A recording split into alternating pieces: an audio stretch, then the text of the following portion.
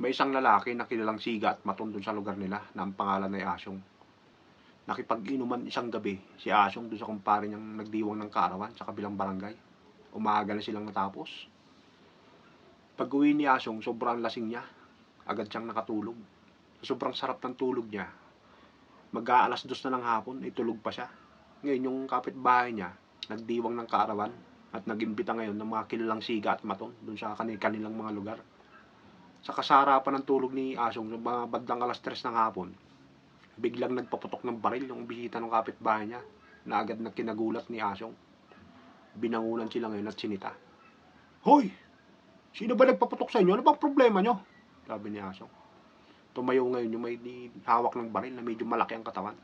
Eh ano ngayon? Gusto mo sa'yo ko iputok to eh.